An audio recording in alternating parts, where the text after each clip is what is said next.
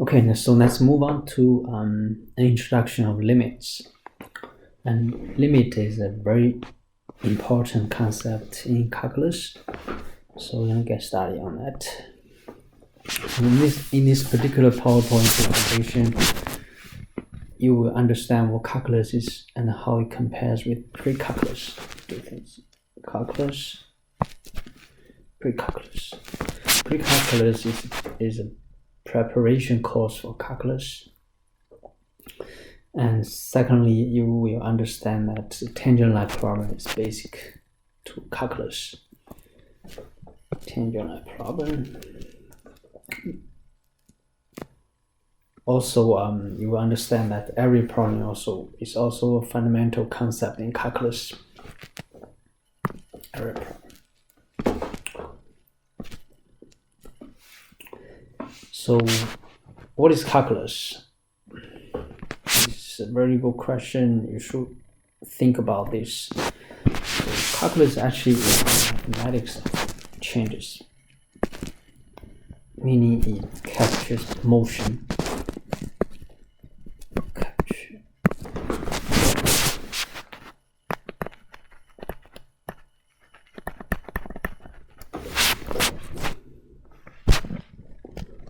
For instance, calculus is mathematics of velocity, acceleration, tangent line, slopes, areas, variance, arc lengths, centroids, curvatures, and a variety of other concepts.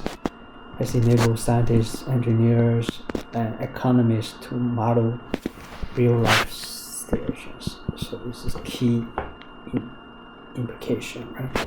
You can use calculus to model the real-life situations. However, pre-calculus is a prep course, as I mentioned earlier, deals with velocity, acceleration, tangent line, slope, and so on. But there's a fundamental difference between pre-calculus and calculus. Pre-calculus is more static, and calculus is more dynamic. So that's the fundamental difference between the pre-calculus and calculus. First of all, let's take a look at some examples. So an object traveling at a constant velocity could be analyzed with pre-calculus. To analyze the velocity of an accelerating object, you need calculus. Okay. The slope of line could be analyzed using pre-calculus, but in order to analyze the slope of a curve, then you will need calculus. The curvature of a circle is constant and could be analyzed with pre-calculus. To analyze the variable curvature of general curve, then you need calculus. The area of a rectangle could be analyzed with pre-calculus, but in order to analyze the area under general curve, then you need calculus. So one way to understand what calculus is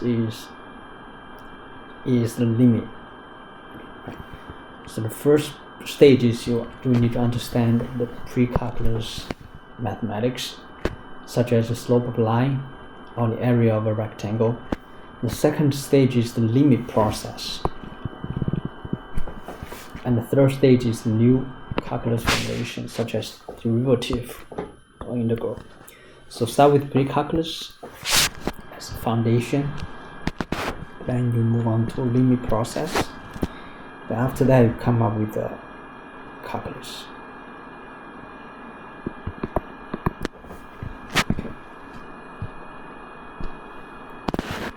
This flowchart actually gives you a very good idea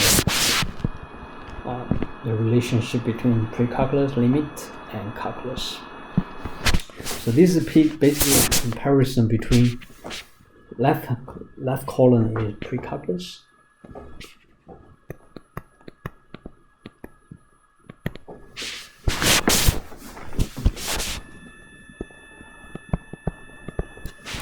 right column is the calculus.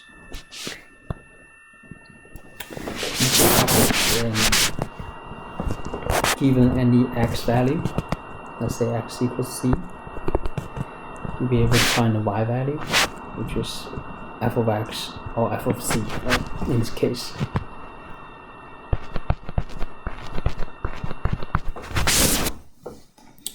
And in the calculus, we will learn to find the limit of f of x when x approaches c.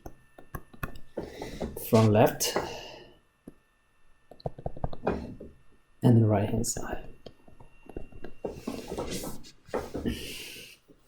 And the pre-calculus, you will learn the slope of line. Slope equals the change of y over change of x. So this is the tangent of this particular angle. Right.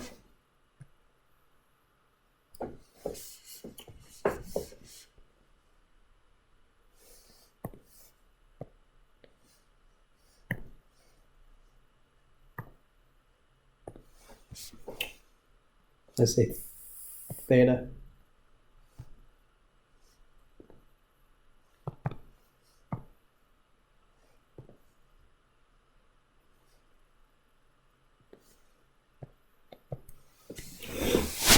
And here in calculus, you will be able to calculate the slope of curve at this particular point.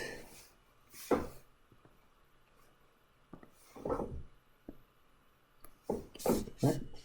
On a particular part of the curve. In pre-calculus, we already know the secant line to a curve, which is 2 point, give us a slope, right? Slope will determine the secant line. Here, in calculus, you will learn the tangent line. Tangent line to a curve is a line passing through the point, and it's going to be perpendicular to this. It's going to be perpendicular to the point. And in pre-calculus, you already know how to calculate the average rate of change between two time t at A and time t at B. And average rate is actually it's speed or velocity, right? And in a calculus course, you'll be able to calculate instantaneous rate of change at any particular moment time t equals c. At any time t c. Okay. Now just some example about difference between the pre-calculus and calculus. So there are more examples, right? So in terms of curvature at a circle, that's still pre-calculus stuff. Pre-calc. This is calculus.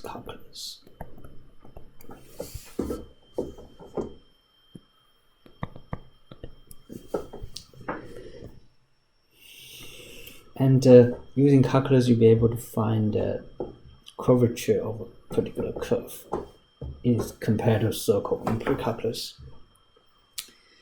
And you will be able to analyze the maximum height in a given interval, let's say from interval AB, to find the maximum or minimum height on a curve on a particular interval. Also, a tangent plane to a surface, that's a key feature of the calculus, and direction of motion along a curve, which is applied in physics very frequently. It's like a fundamental concept in physics. Without calculus, you can only calculate the area of a rectangle. With calculus, you will be able to find the area under a curve, this particular area with a curve. Right? Without calculus, you can find work done by a constant force. However, with the help of calculus, you'll be able to find work done by a variable force, which is a lot more complicated. And without calculus, you can find the center of the rectangle. With the integral calculus, you'll be able to find the center of a region, which is a lot more complex. And without calculus, you can find the length of this line segment, just like that one, using distance formula, given the coordinates of the 2 points.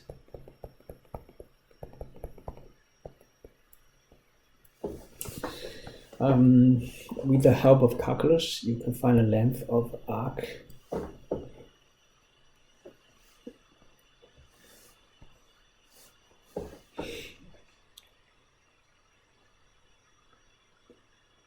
Without calculus, we can find that in a pre-calculus.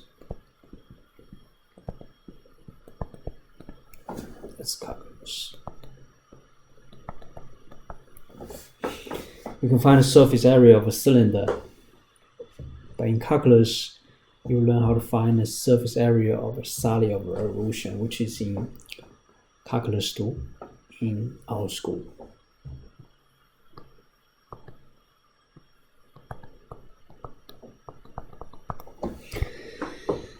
And in pre-calculus, you can find the mass of a solid of a constant density. And in calculus, you'll be able to find the mass of a solid of variable density. In pre-calculus, you can find the volume of a rectangular solid. In calculus, you can find the volume of a region under a surface.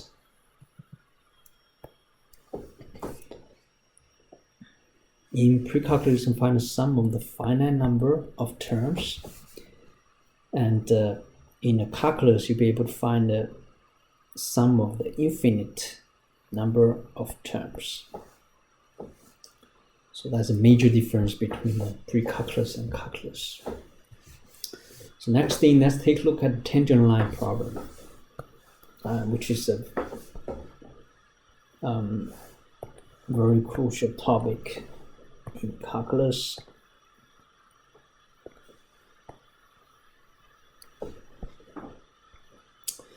So notion of limit is fundamental to the study of calculus. The following brief description of 2 classical problems, tangent line problem and the area problem, to give you some idea of the way limits are used in calculus.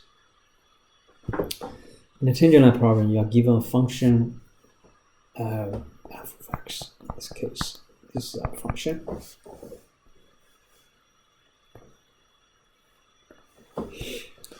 And a point P, in this case, point P is right here on this graph, and asked to find the equation of tangent line to the graph at a point P, as shown in figure 1.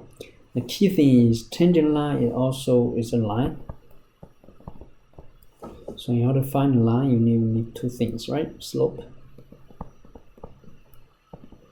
and a y-intercept.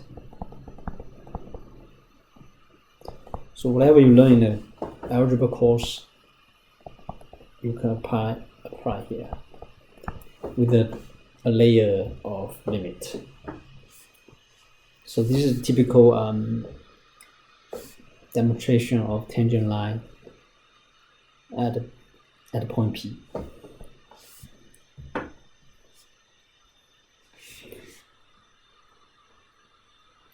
Finding the tangent line at a point P is equivalent to find the slope of tangent line at a P. As I mentioned, slope is always one of the most fundamental term related to any line.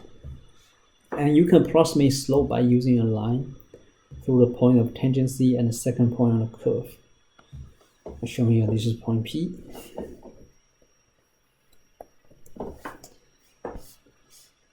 And let's say we have another point somewhere here. So the slope at that point we're using change of y and over change of x, right? So in this case, the slope is equal to f of c plus delta x minus f of c over delta of x. Okay, this is change of x, that's change of y.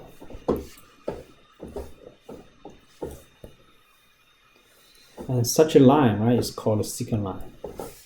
And secant line is a very important concept with respect to tangent line. So as I mentioned in the previous slide, secant line slope equals, let's say the second point is just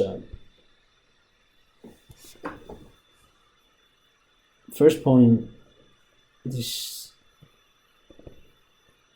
x value is c, and second point, the x value is c plus delta x. This is delta x. So that's at this point, the x coordinate is c plus delta x. And then the y value at this point is going to be f of c plus delta x, and y value at this point is going to be f of c, okay, which is the same as that. This distance is the same thing as that. This is f of c, and that's why this is f of c. That's why the total is f of c. So the change of y is f of c plus delta x minus f of c. Change of x, just delta of x. Okay.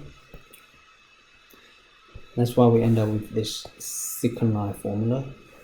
F of c plus delta x minus f of c over delta of x, using fundamental slope, change of y over change of x.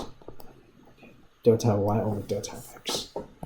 That's how we come up with the slope of secant line.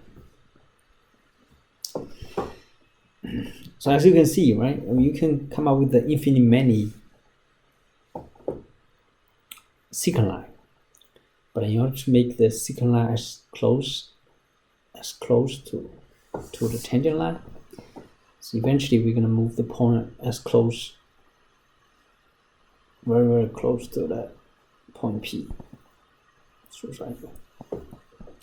To guarantee, so in this case, we come up with the limit process. Just keep going this way until your point get infinitely close to P. So this is first time using limit to interpret the tangent line, the slope of tangent line at a particular point P. Okay. So the tangent line is actually said to be the limit of the slope of all the secant lines, and then we have infinitely many secant lines.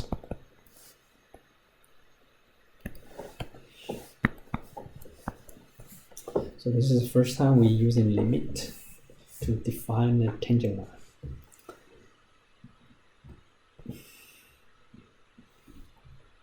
The key thing is just moving point Q as close as possible to point P.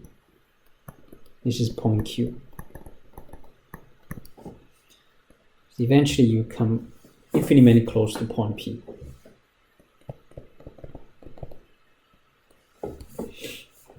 And that's how you determine the equation of tangent line. The second applied area is called area problems. So second classical problem in calculus is finding the area of a plane region that is bounded by graphs of the functions. And this problem can also be solved with a limit process. So again, we're going to use limit process to interpret the area problem. In this case, the limit process is applied to the area of the rectangle to find the area of the general region. Okay, for example, we have a curve y came from y equals f of x. So this is our curve. We will figure out the region, the area bounded by these two x values, x equals a, x equals b. So we basically want to find the shaded regions in pink. And using the calculus knowledge we're going to learn later, we'll be able to find the area bounded by any graphs of any functions. Okay? This case is bounded by this x-axis, x equals a, x equals b, and a function f of x for this particular region.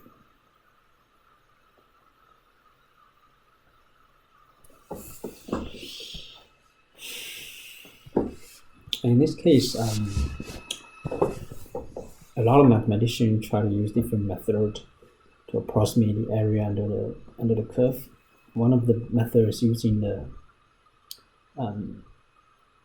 rectangular regions. Right? They separate the shaded region in pink into like different amount of rectangular regions, rectangular shape. In this case, first graph gives us four. Right? This first rectangle, second rectangle, third one, fourth one. And when we combine all the areas of the four rectangular regions, then that's going to be the approximate area.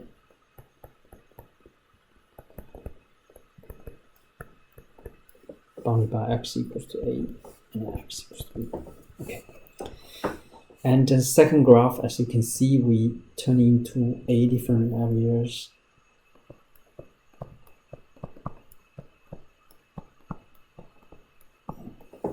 Think about this. Which graph gives us a better approximation? Is it graph A or graph B?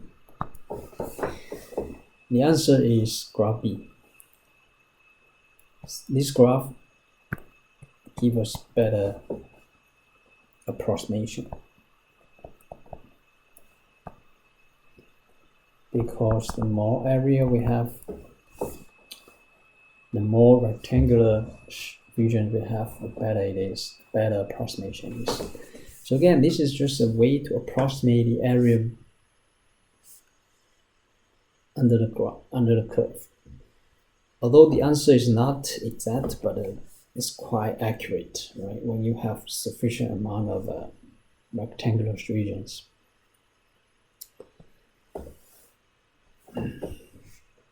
As you increase the number of rectangles, the approximation tends to become better because the amount of area missed by the rectangular decreases.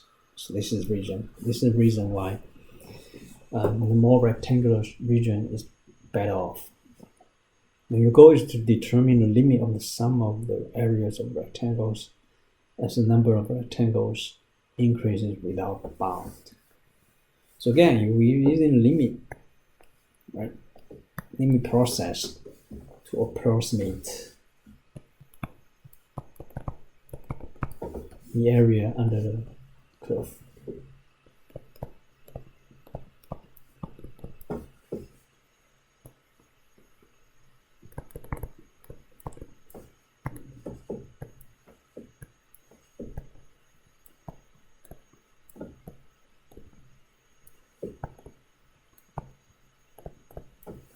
So this is what the essence of calculus